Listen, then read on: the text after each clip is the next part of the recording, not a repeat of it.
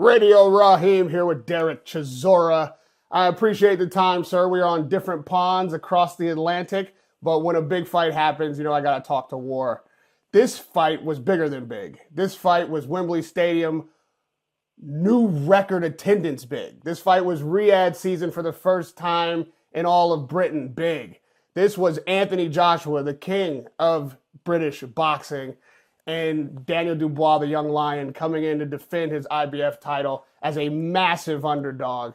I know that you and Joshua are close, but I also know that you are a warrior for sure in your own right, and you know what it's like to be through those ropes and have that kind of spotlight and pressure on you. So take me through, really, from the beginning of the fight. I think that first shot that wobbled Joshua got everybody in their uh-oh shoots. Like, they started pulling out their parachutes and trying to back off of all the pre-fight predictions that Joshua would just walk over Dubois. What were you thinking when you saw Joshua take that first shot? First of all, great fight. Listen, I thought the shock would be on Daniel when he comes out at 90,000, but the shock was on AJ. Because AJ froze and Daniel did what he came to do. Simple as. I don't know what happened to AJ. AJ just froze. I mean, like, from round one, his hands were down, and Daniel kept on doing what he did in the last two fights. Just use the double jab and get to his man. I don't think you're the first that I've heard to say AJ froze. It felt like he might have been too relaxed. I mean... No, there's no two ways about it. He froze. I mean, like, look at the fight. He froze. He was chucking like he didn't want to hit Daniel. He froze from the back. The bell went on. I think he froze the moment he walked out to the dressing room. That is it. I'm being honest with you. Brutally honest, as they say. You know Anthony Joshua well. I mean, in the build-up to the fight, was there anything that gave you an indication that he might freeze? Or that something was off? Say he froze. Something was off. We don't know what it is, but we're not gonna use that excuse. That the guy froze. That is it. There's something else. We can't use that excuse. Oh, something was off. This and this. Or you didn't eat the right food that day. Fuck all that shit. Guy came out. 95,000 people. He froze. Now, Sam, he didn't even get to do what he does best. The game plan didn't seem to be something that he wasn't executing. In other words, he seemed confident in what he intended to do, which was, the right hands that everybody had been talking about since the Hrgovic fight that Daniel Dubois was meant to be open to, that he thought maybe those right hands would close the show early and easy. There was no cheating. Chuck the right hand. How many times did you chuck the right hand? Look, do your stats. How many times did you chuck the right hand? He didn't chuck the right hand. He froze. That is it. There's nothing else to talk about it. He came out 95. Actually, you know what? Get it right. I don't think it was 95,000. I think it was 85,000. Yeah. He came out. Yeah. He froze. There's no need of trying to sugarcoat it. He came out. He froze. And I'm pissed off that. So a joke. At the same time, I'm so proud of Daniel because Daniel came and did what he had to do. Cannot take anything away from Daniel and his team. They came in, steamrolled from the get-go. Yeah. Steamrolling from the get-go. And on top of that, you want to chuck an uppercut on your blind side? That's fucking stupid. Froze. Daniel Dubois made that fight look easy. It was supposed to be the toughest fight of his life. He was a huge underdog. He wasn't meant to win it, according to the odds makers. And what they say is, when you train properly in the gym, you train hard and the fight's easy. We can't take anything from Daniel Dubois, certainly if Joshua froze, as you say, or if his game plan was incorrect, which I think is evident, or if Dubois was just a better man on the night. But how much of that credit must go to Don Charles? Like, this man has taken the Dubois he got and evolve him into a class world champion when everybody thought he was a quitter and everybody doubted that trainer. Just the way you came in and in your last fight did what nobody thought you could do. And I said after the fight, I didn't think you'd be able to do it. So it didn't matter that we're great friends and I go to your house. It's an honest assessment. You did something that nobody thought could be done. And I think Don Charles has done the same. And you know Don Charles much better than I do. So I'm asking you what you think about it. First of all, let me say this about Don. Don is my friend, my brother. I don't have anything bad to say about Don. You know, he's a guy who's always been in the game. I brought him in the game. Understand?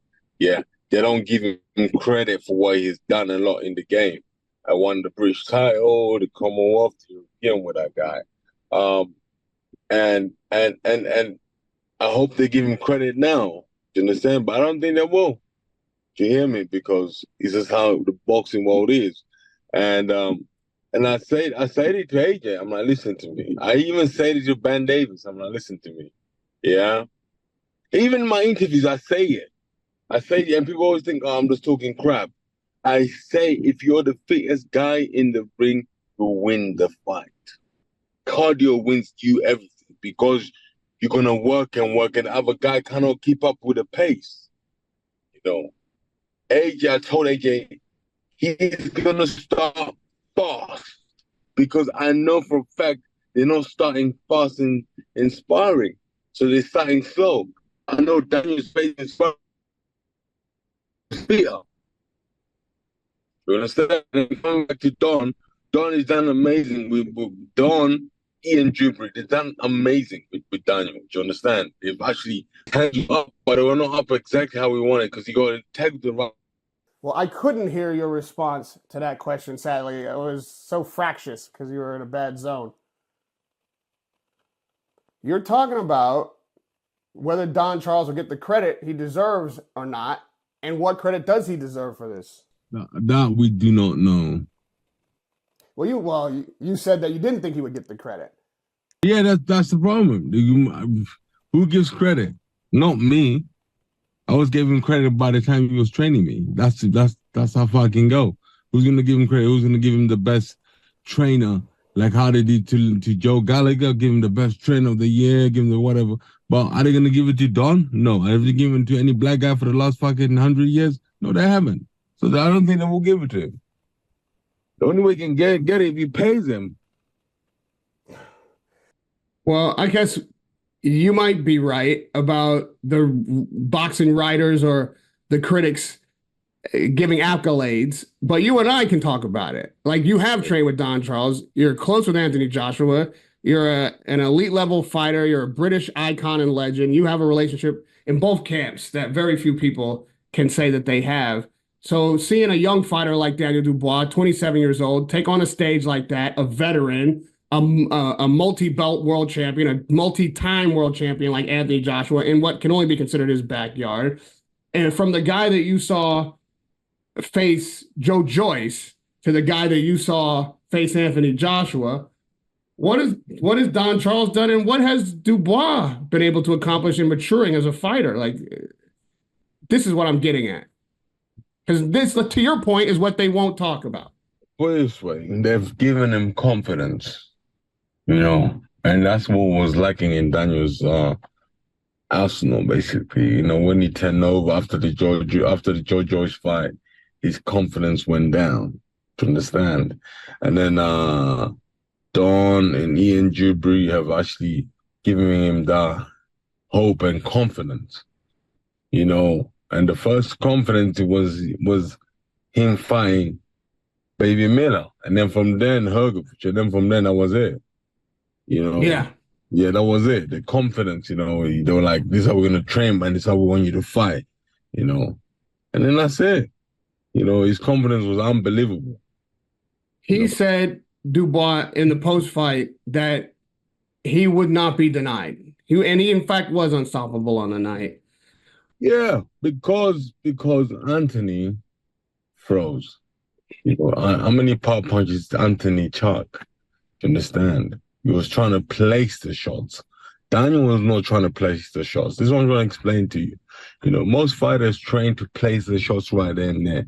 But Daniel, the way Don trains these fighters, you don't place. He don't want you to place it. He wants you. He's an all-round. There's a word for it. It's called all-round fighter. They think, oh, when you say all-round fighter, you fight this and this. No, Daniel, he's an all-round fighter. He fights in a ball shape, basically. So he can actually chuck a shot from wherever he is by just moving the shoulders. And Mike Tyson used to do it, And then AJ Anthony was straight up right, straight up. He was standing up straight up. He's 6'6", but he was the same height as Daniel, kneeling down to be in Daniel's range. I didn't get it. But the right man won, and he won in style. What you just said is the sweet science. Really, only somebody who understands boxing at the deepest level can make the description. It's easy for you because that's how your mind works. You understand the game. But that was bars, as they say. And you mentioned Mike Tyson having that same kind of skill. Well, obviously one of the greatest trainers in history trained Mike Tyson to do that. And Anthony Joshua, I believe, was given quite a bit of credit for his confidence coming into the fight. Obviously, destroying Ngannou. We know what Ngannou is not a quality boxer, but he also gave Fury problems. On the heels of that, Joshua laid him down. Wallen, he, one-sided battering.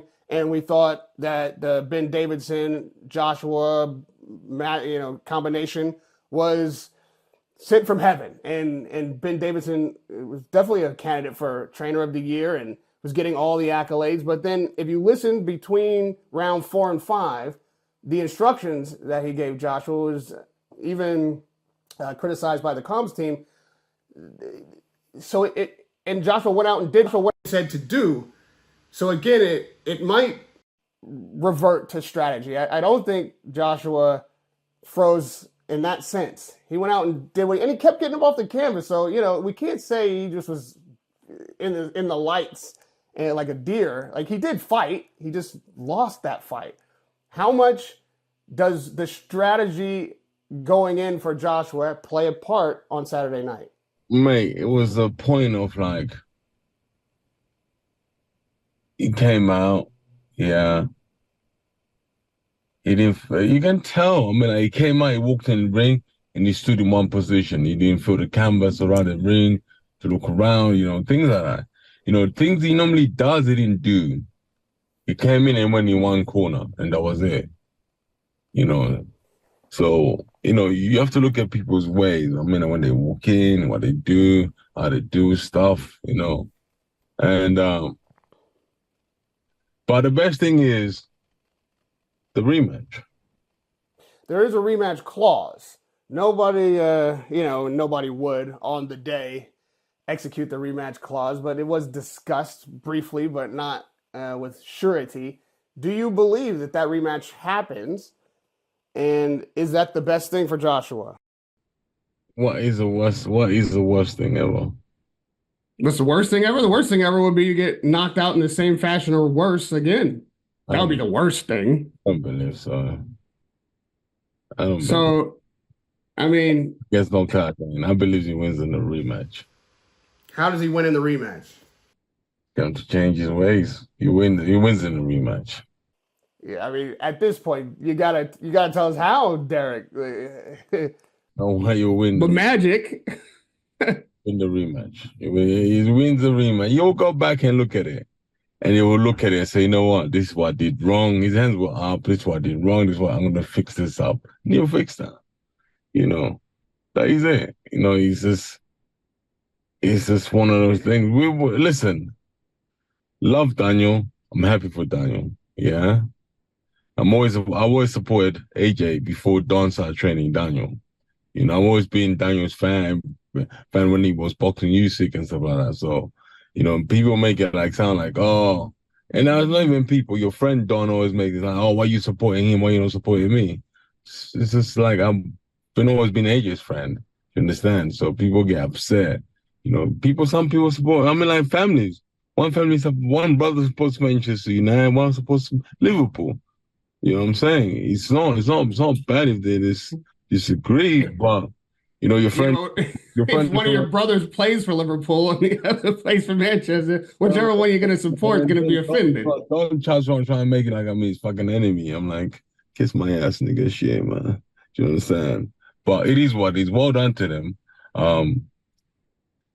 It's just boxing. I don't understand why people always have to get all personal in fucking boxing. Well, what you just said is going to be read as personal. I don't think you guys are enemies. Are you enemies? Because that would shock me. You made it into an enemy thing with me on Saturday, so on Saturday. You mean at the fight? After the fight. And what happened? I don't worry about it. That's between me and him anyway. You mentioned it now. It's between me and you, between me and him. But coming back, yeah. Hey, listen. I think Daniel did amazing. Well done to Daniel. He's steamrolling everybody, mate. This is what people don't understand. He's steamrolling everybody, you know. And then the facts is, I think Daniel's last 3 opponents did not respect him. You know, Baby Miller, Hergovich, Anthony. Do you understand? They did not respect him in a way of when they were training. There were no fear of him. They were understand. One thing that Anthony did say to me in our post-fight interview was never underestimate your opponent. Yeah, you can say those words, but when you go back to your house and you sleep and you wake up, bro, let me explain something to you. When I was fighting Joe Joyce, bro, yeah, I would train and I'd come home. And then suddenly, I would sleep and I wake up and I think it's 5 o'clock. I only slept for 20 minutes. And my wife would be like, what are you doing? I'm like, I can't sleep. She goes, why? I'm like, I can't sleep. Do you understand? Because I'm fighting the fight in my head every day. I finish training. The day I'm so tired, I think I'll sleep. No, I'm fighting the fight again. I go to sleep. I wake up. I'm walking around my garden in the middle of the fucking night, in the morning. I'm just walking around. You know, my wife's like, yo, are you mad or what? You got PTSD or what? I'm like, no, I go this. And sometimes I'm talking to myself. And my kids are like, Daddy, you're talking to yourself. I'm like, go away, Daddy's working on something right now. Do you understand? You know? Yeah. It's the fear factor when you're just about to fight another athlete. Do you understand? Yeah. People don't sleep. If you got a fucking hard fight, yeah, you don't sleep, bro. I'm telling you right now. When an athlete, if you ask any fighter and say, yo, how's your sleep? If a guy goes to you, I'm sleeping well, that guy's gonna get knocked the fuck out. Bro, I'm telling you right now, when you go hard fight, you don't sleep. Do you think Alexander Usyk was sleeping? He was not. He was in fear of his life, but the Gypsy King was snoring every day. If you got a hard fight and you know it's a hard fight, I don't care. The only time you sleep is if you smoke some weed. So you're saying Anthony Joshua literally slept on Daniel Dubois? He slept, bro. I'm telling you, my brother. Oh, protect. Philippe is calling me. I'll to hang up on it. Mm-hmm. But I'm telling you, when you have the fear factor, bro, you don't sleep, you know. And then the problem is, half of these guys have actually no respect Daniel. And Daniel's got power, you know. And skill.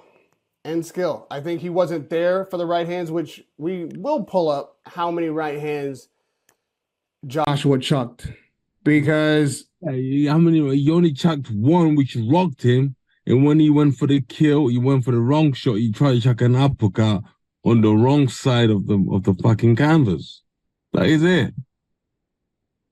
Yeah, well, that uppercut obviously was the show closer because his hands were down when he threw the uppercut. He didn't set it up with a jab or anything, so he was wide open. You can see it in the slow motion replay. And with the short right hook, Daniel closed the show. But that's textbook boxing. And again, for Daniel to be as calm as he was, to throw that shot when it was meant to be thrown after having just been rocked. Don't forget, he had just gotten rocked. And that's why Joshua felt like he could come in and close close out the fight with a big uppercut. I think that does have to do with two game plans meeting each other in that moment of truth, and one being superior to the other. If Joshua is to come back and win this fight, and if it is what you say that he froze, well then, how do you change the mindset of a fighter? If no matter what the game plan is, if it's a mental freeze like that, and if you're coming in with what had to be the wrong game plan because it failed miserably. So what's the fix, Derek? There's no fix. The guy froze. That's it. You listen. You listen. You froze at the wrong time. That is it. Boxing. Boxing is the only sport you can't have a bad day.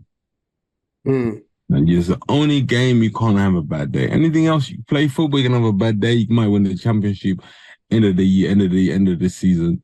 You might be promoted, but you cannot be, complacent in boxing because it's very a big risk by doing that. I asked Joshua after the fight if in that moment of the first knockdown he had flashbacks to Ruiz, because after that fight everybody wrote him off. Obviously, it was the same thing. An early round, first round, knockdown, really shook him up. You mentioned the right hands or the lack of right hands from Joshua a couple of times now. And because of Jabber, the punch stats and analytics that were used on DAZN and TNT Sports broadcasting on Saturday night, we have all the analytics and punch stats from the fight. Now, granted, this is a 5-round fight, but it was a dominant performance from Dubois from the beginning. And to your point, the high impact shots, the big shots, Dubois outlanded Joshua in 3 of the 5 rounds, right? But in the 5th round, actually, that was a round where AJ landed more high impact shots. I think the big hand that got Dubois wobbled was a major punch that could have changed the fight. And then in the 3rd round, they were even.